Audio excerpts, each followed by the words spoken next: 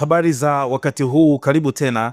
Ni wakati mwingine tena tunakutana hapa tuzidi kuhabarishana taarifa mbalimbali za kiulimwengu, lakini pia kubwa kinachoendelea Mashariki ya Kati. Vita vya Israel wakishirikiana na Marekani dhidi ya Iran vimezidi kutanuka.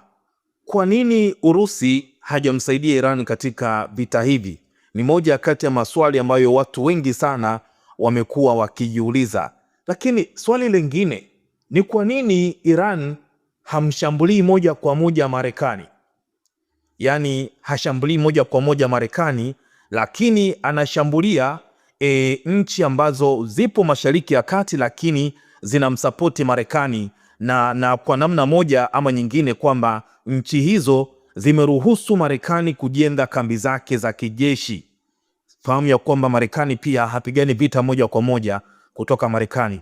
Anachokifanya ni kwamba kwenye nchi ambazo zipo kwenye Ghuba au Mashariki ya Kati kama vile Saudi Arabia pamoja na nchi nyingine ambazo ana kambi zake za kijeshi, basi maamuzi yote na mipango yote ya kuishambulia Iran yanafanyika huko. Hilo ni swali lingine kubwa mno, kwa nini Iran hashambulii moja kwa moja Marekani? Marekani anafaidika vipi kumsaidia Israel katika vita hivi?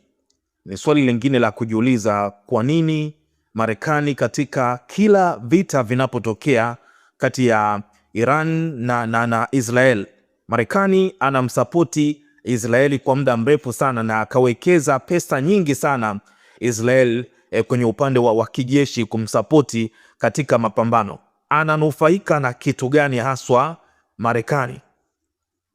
Ni maswali ambayo watu wengi wamekuwa wanajiuliza. Tutaangalia hapa kwa kina zaidi hiki ambacho kinaendelea huko Mashariki ya Kati.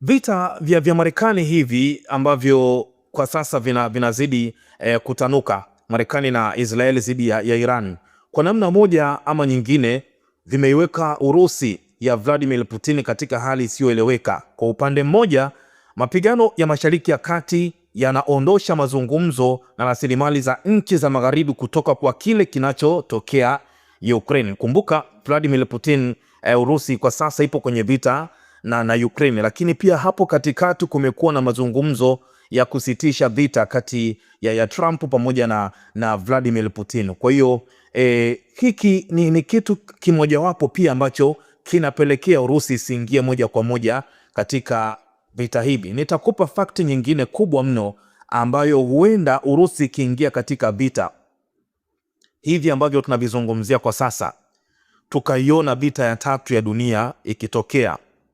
Si kwamba Urusi hivi sasa hatoe msaada wowote kwa Iran. Hapana, anamsaidia, lakini pia hata haya mashambulizi ambayo yamefanyika Marekani wakishirikiana na Israel, Vladimir Putin amelaani vikali mashambulizi hayo ya pamoja ambayo kwa namna moja kwa upande mwingine Vladimir Putin amepoteza mshirika wake mkubwa mno, Ayatollah Ali Khamenei, na kwa sasa anaiunga mkono Iran, mmoja wa washirika wake wakuu, kwa kauli tu, si kwa vitendo. Lakini kwa vitendo anafanya, lakini ipo nyuma ya pazia. Sio kwamba hamsaidii, anamsaidia lakini nyuma ya pazia. Hivi unafahamu ya kwamba Mashariki ya Kati, sio tu Mashariki ya Kati na duniani kwa sasa, hakuna nchi ambayo ina ujasusi mkubwa kuizidi Israel. Israeli kitengo chake cha jasusi kile cha Mossad ni moja kati ya vitengo bora zaidi vya kijasusi duniani. Sasa taarifa mbalimbali za kiintelijensia ambazo wanazipata Israeli, ukiangalia wanafanikiwa kwenye mashambulizi yao. Walishirikiana na Marekani kupitia kitengo cha kijasusi cha Marekani pamoja na CIA, wakafanikiwa kufahamu ni wapi alipo Ayatollah Ali Khamenei, wakafanya shambulizi na wakafanikiwa kumua. Ni kutokana na ujasusi ambao Israeli wanao. Sasa utajiuliza, Iran anapata wapi taarifa za kijasusi? Ana intelijensia nzuri ndio, lakini kwa kiasi kikubwa anasaidiwa na Urusi kupata taarifa mbalimbali za kijasusi. Kwa mfano, juzi niliona kuna baadhi ya wanasiasa wanalaumu ya kwamba Urusi wamekuwa wakimpa taarifa Iran ya kwamba kambi ya Marekani ipo sehemu fulani, au wanamuonesha kwamba meli ya jeshi la Marekani ipo sehemu fulani. Kwa hiyo Iran wanapata access ya kuweza kushambulia. Kwa hiyo amekuwa akizungumza kwa maneno, akiunga mkono kwa maneno Vladimir Putin, lakini hajaingia moja kwa moja kwenye vita. Sasa hii inaonekana ni wazi kwamba hataki kuharibu uhusiano na Donald Trump. Sasa kuhusu Iran pamoja na ushirikiano wa kipekee ambao wanao, Rais wa Urusi Vladimir Putin alisema katika mkutano wa kilele wa BRICS ule wa Oktoba mwaka 2024. Mkutano huo Teheran, Iran ilijiunga rasmi kuwa klabu au mmojawapo wa nchi ambazo Urusi inazitazama kama mbadala wa muungano wa Magharibi. Miezi michache baadaye, Putin na rais wa Iran Masoud Pezeshkian walisaini makubaliano ya ushirikiano wa kimkakati katika kasri la Kremlin. Katika nchi za Magharibi, uhusiano kati ya nchi hizi, hasa ushirikiano wa silaha, ulizidi kuleta wasiwasi. Wanasiasa wa Magharibi huko Marekani na mataifa mengine waliuita ushirikiano kati ya Moscow na Teheran kama mhimili mpya wa uovu. Hata hivyo, ushirikiano kati ya nchi hizo mbili, yani Urusi na Irani, haukuwa na nguvu ya kutosha kwa Moscow kuisaidia Irani wakati huu wa vita ambavyo vinaendelea hivi sasa. Wakati Israeli na Marekani ziliposhambulia maeneo ya kijeshi ya Iran wakati wa vita vya siku 12 vya mwezi Juni mwaka jana, Urusi ilitoa msaada wa maneno tu kwa Teheran. Na baada ya vita vikubwa kuzuka Mashariki ya Kati tarehe 28 ya mwezi wa pili, Kremlin imelaani vikali vitendo vya Marekani na Israel, lakini haijaingia kati katika vita moja kwa moja. Haijaingilia kati kile kinachoendelea hivi sasa, vita ambavyo vimeanza mwezi wa pili huu tarehe 28, ambapo Marekani wakishirikiana na Israel walianzisha vita hivi. Nakumbuka juzi Vladimir Putin alikosoa vikali mno mauaji ya kiongozi mkuu wa Iran Ali Khamenei, lakini hata hakutaja majina ya wale waliohusika katika kuuawa kwake, lakini alikemea namna ambavyo Marekani na Israel walivyoshirikiana na kumpoteza moja kati ya mshirika wake mkubwa mno, Ali Khamenei. Mwezi Disemba mwaka 2024, Moscow ilitazama kwa utulivu kupunduliwa kwa rais wa Syria Bashar al-Assad. Miezi michache iliyopita, kiongozi wa Venezuela tumeona Nicolas Maduro, mshirika wa muda mrefu na Moscow, alikamatwa na wanajeshi wa Marekani na kupelekwa Marekani. Haya yote yanaleta maswali mengi. Je, thamani ya ushirikiano na Urusi ni ipi? Kunakuwa na ushirikiano kati ya Urusi na Iran ni ipi? Waliwezaji wakaingia Venezuela wakamchukua Nicolas Maduro? Swali ni je, thamani ya ushirikiano na Urusi ni ipi? Tangu mwanzo wa vita vyake nchini Ukraine, Moscow imekuwa ikijaribu kuimarisha ushawishi wake katika nchi za kusini mwa dunia. Anaeleza Lashian Soleimanov, mtaalamu wa mambo ya mashariki na katika kituo cha Nesti. Katika hali hii, kile kinachotokea kwanza Venezuela na kisha Iran kinaweza kuchukuliwa kuwa pigo kwa itikadi ya Kremlin. Anaongeza, katika nadharia Moscow inataka kuzilinda nchi za kusini mwa dunia, lakini kiuhalisia haina msaada ikiwa nchi za magharibi zitawateka nyara na hata kuwaua viongozi rafiki. Tumeona viongozi wanakufa, Moscow inaishia kutoa maneno tu. Sasa ushirikiano wa Urusi na Iran upoje?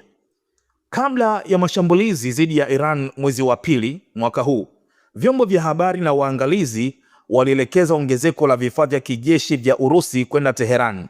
Wengi walizungumza hivyo. Iran ilipokea ndege za kivita, magari ya kivita, helikopta za mashambulizi na hata mifumo ya ulinzi wa anga. Baadhi ya silaha hizi pamoja na teknolojia ya intaneti zinazotolewa na Urusi zilitumiwa na serikali ya Iran kuzuia maandamano makubwa mwezi wa kwanza mwaka huu, ambapo maelfu ya Wairan walishambuliwa kwa namna ambavyo dunia iliarifiwa hivyo. Nadhani pia ni sababu ambayo Trump alisema ana kila sababu ya kuwasaidia watu wa Iran, kwamba serikali ya Iran ilitumia nguvu kubwa kuzuia waandamanaji. Sasa nchi hizo zilikuwa zikishirikiana waziwazi katika anga za juu na teknolojia ya nyuklia. Urusi ilikuwa ikijenga kiwanda cha nguvu za nyuklia nchini Iran, na wanasayansi wa nyuklia wa Iran walikuwa wakitembelea Moscow kwa siri sana. Kulingana na Financial Times, iliripoti kwamba wataalamu wa nyuklia wa Iran walikuwa na kwenda sana Urusi kwa ajili ya kupata mafunzo kwa ajili ya kupata mafunzo na kujifunza zaidi. Sasa tunarudi kwenye swali, nitakwambia pia Moscow inanufaika vipi na hiki ambacho kinaendelea. Tunafahamu bei mafuta ilipanda sana bei mafuta mpaka kufika zaidi ya dola 100 kwa pipa, lakini kwa kauli za jana za Trump, ambapo alitoa ahadi kwamba tahakikisha bei ya mafuta itashuka duniani, lakini pia meli zitapita kwenye mlango wa Hormuz. Kauli zake zimepelekea kidogo bei ya mafuta imeshuka kwa asilimia chache sana. Sasa nataka tuende moja kwa moja hapa kwa kina, tumalizie kwa nini Urusi hamsaidii Iran, lakini pia tuangalie pia Marekani anapata manufaa gani kumsaidia Israel. Lakini pia la mwisho kabisa ni kwa nini Iran hawawezi kuishambulia moja kwa moja Marekani. Wanashambulia mikono lakini hawapigi kwenye kichwa. Kichwa ni Marekani, mikono ni zile branches za bezi za kambi za kijeshi za Marekani ambazo zinapatikana Mashariki ya Kati. Kwa nini anashambulia mikono lakini hapigi moja kwa moja kwenye kichwa? Ni vitu ambavyo vina fakti zake na tutaangalia hapa.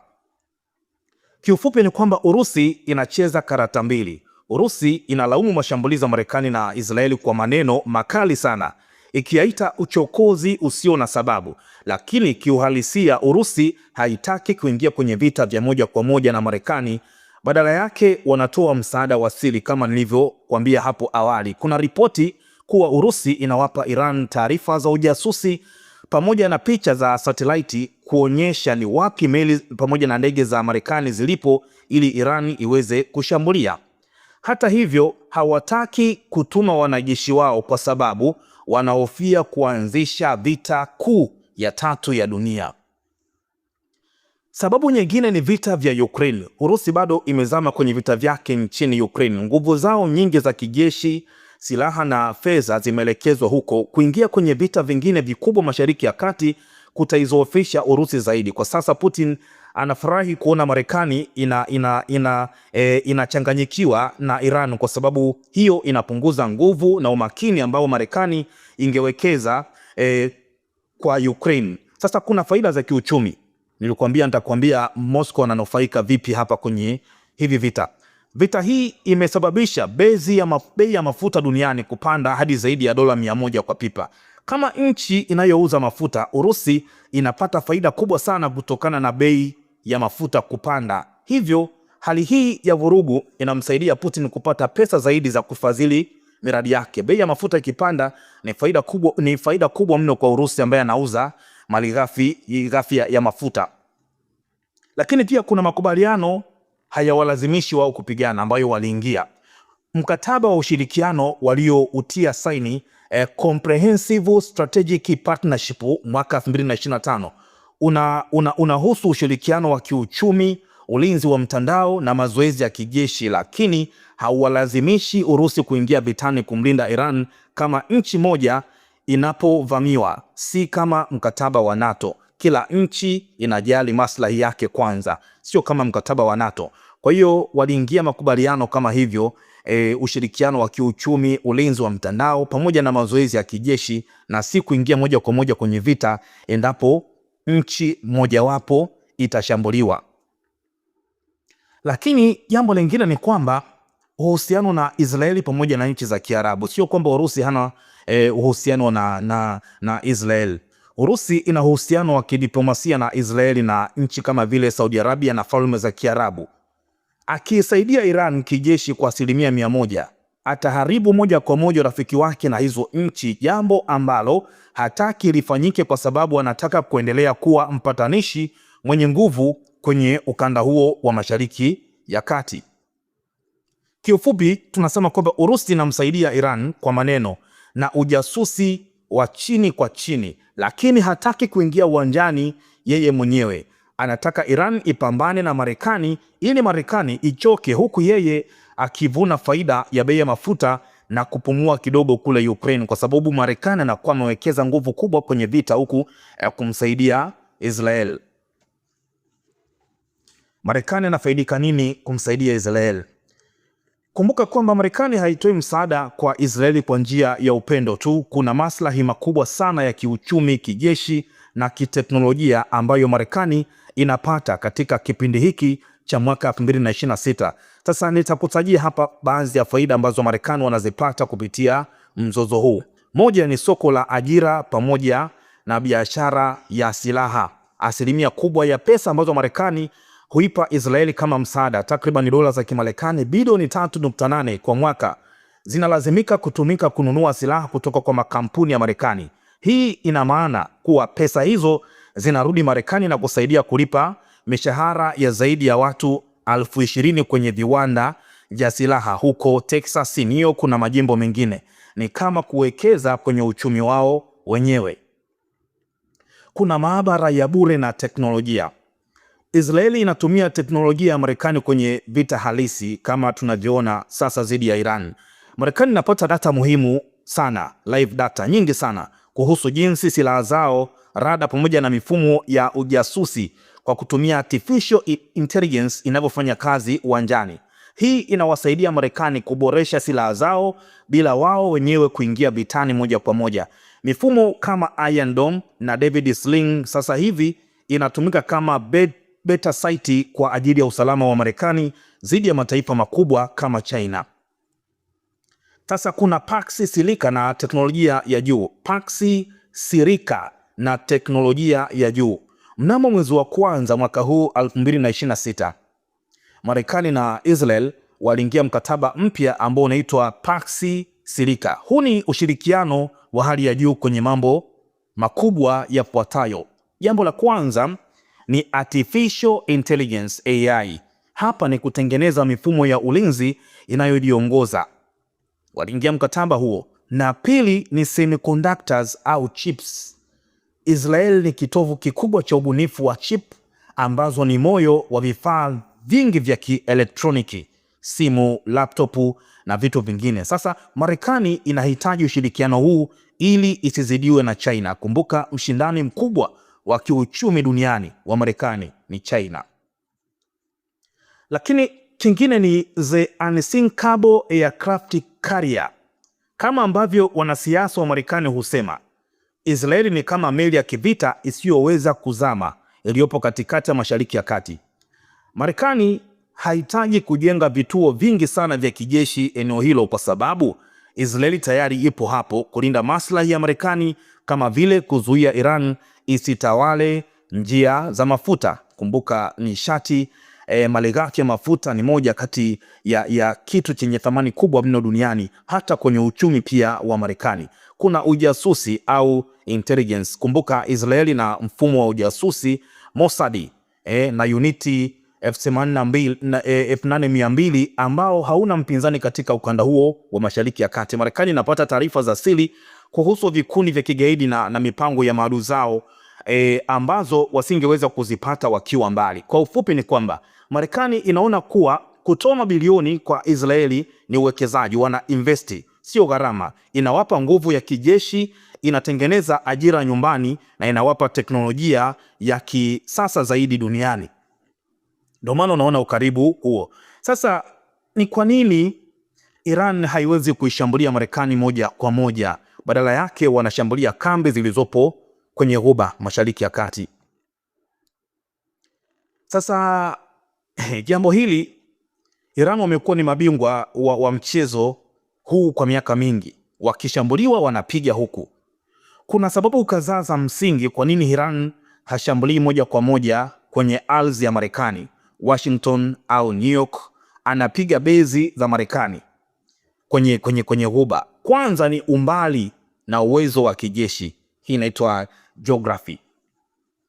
Iran haina ndege za kivita zinazoweza kuruka umbali mrefu intercontinental na kurudi.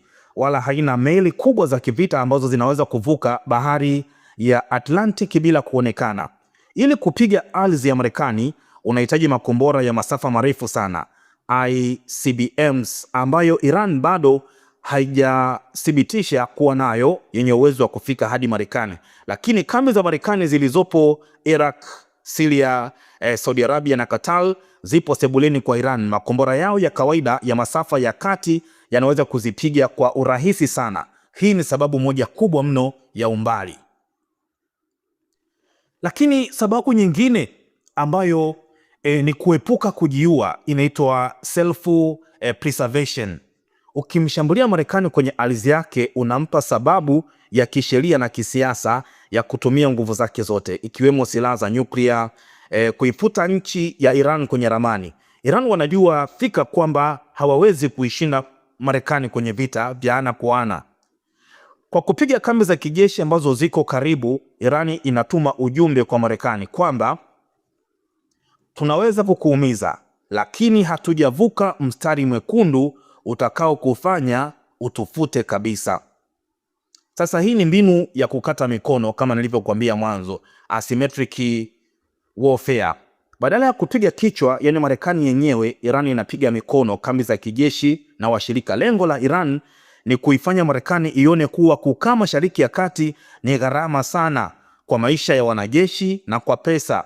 Wanataka umma wa Marekani uanze kupiga kelele pia. Kwa nini watoto wetu wanakufa huko?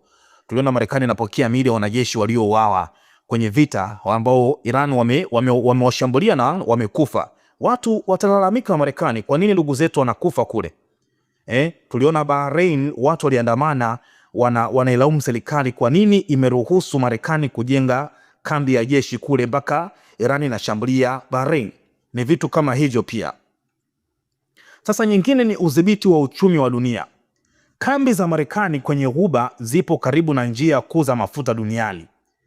Kumbuka kwamba Irani ikishambulia maeneo hayo inatuma taharuki kwenye soko la mafuta. Bei ikipanda, dunia nzima inaanza kushinikiza Marekani iache vita. Hii ni silaha kubwa kuliko hata kombora lolote.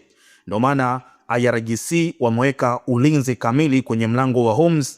Kama watashindwa kupigana na makombora, watazuia mafuta yasipite pale. 20% ya mafuta inapita pale kwenye mlango bahari wa Hormuz. Tafsiri yake ni nini? Tutegemea uchumi duniani, bei ya mafuta itapanda sana. Lakini bei ya mafuta ikipanda, kumbuka uchumi wa Marekani pia unategemea sana malighafi ya mafuta. Kwa hiyo mataifa mengi yataathirika. Kwa hiyo tafsiri yake yatashinikiza Marekani kujiondoa kwenye vita, na kuna dalili kubwa mno za Marekani kukimbia kwenye vita hivi. Iran wanasema kwamba wao ndio watakaoamua kwamba hivi vita viishe lini. Si Trump kuwapangia kwamba hivi vita viishe muda fulani. Iran tunataka msalenda, mweke vifaa vyenu chini tuzungumze. Hiyo haipo kwa Iran. Wao wanasema kwamba wataamua wao hivi vita viishe lini. Sasa kwa kushambulia kambi za Ghuba kutumia washirika wale proxies, Iran inaweza kutumia vikundi kama Hezbollah au wanamgambo wa Iraq.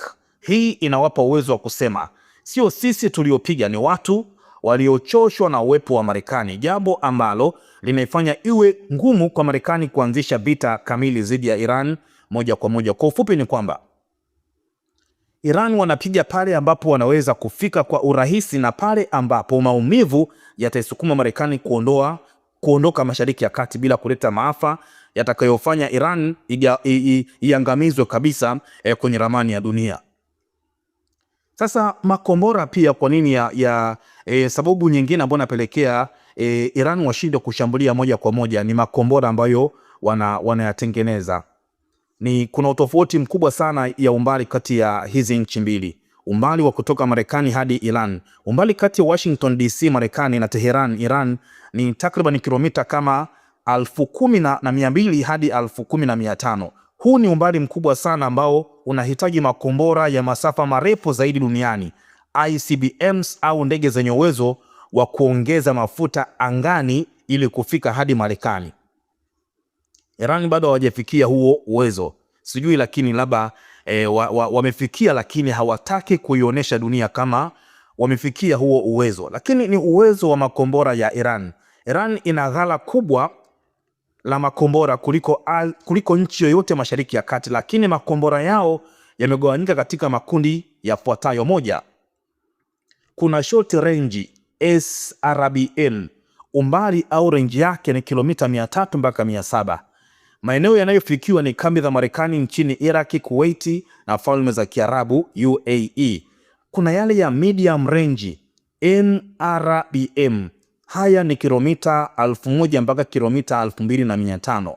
Haya maeneo ambayo yanafika yanatiga Israel, yanatiga Saudi Arabia, yanatiga Uturuki na kambi kubwa za Marekani kama ile ya Al Udeid nchini Qatar. Kuna intermediate IRBM, intermediate. Haya yanaenda umbali wa kilomita 3000 mpaka 5000. Sehemu kubwa ya Ulaya Mashariki na maeneo ya kati ya Asia yanaweza yakafika.